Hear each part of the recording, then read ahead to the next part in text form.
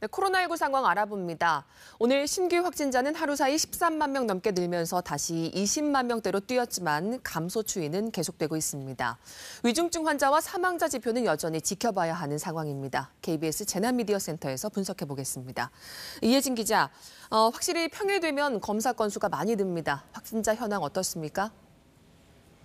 네, 선별진료소 검사 건수로만 2.2배 정도가 늘면서 확진자 수도 껑충 뛰었습니다. 오늘 0시 기준 코로나19 신규 확진자는 26만 6,135명입니다.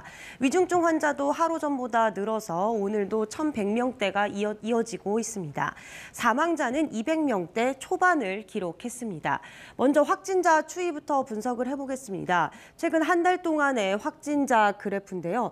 전체적으로 보면은 감소세가 뚜렷합니다.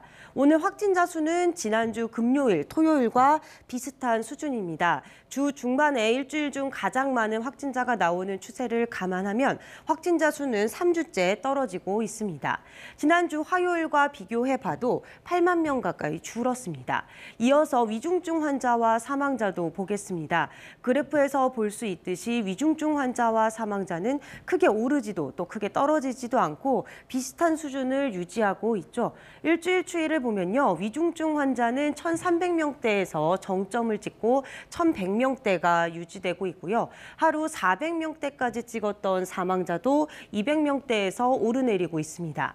이런 추세 이번 주나 다음 주부터는 꺾일 거라는 게 방역 당국의 분석입니다.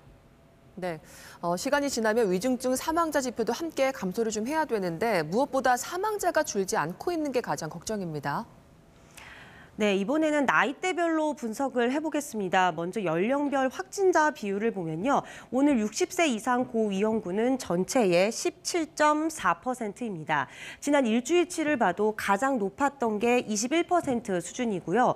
고령층 감염 비율은 이렇게 다른 연령층과 비교해보면 높지 않습니다. 그런데 사망자 비율을 보면 얘기가 달라집니다. 오늘 사망자만 놓고 보면요. 80살 이상이 130명으로 전체의 60%가 넘습니다.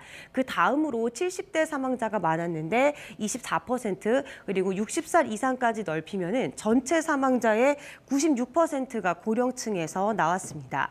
고령층 확진자는 상대적으로 적지만 사망자가 많이 나오고 있는 상황입니다. 사실상 마지막 사회적 거리두기가 어제부터 시행이 됐습니다. 현재 정도 상황에서 더 악화되지 않는다면은 방역 당국은 거리두기를 끝낼 수 있다고 밝혔는데요. 하지만 변이 바이러스라는 복병은 여전히 위협적입니다. 특히 고령층을 비롯한 고위험군은 더 주의가 필요해 보입니다. 오늘도 철저한 개인 방역 잊지 마시기 바랍니다. 지금까지 재난미디어센터에서 전해드렸습니다.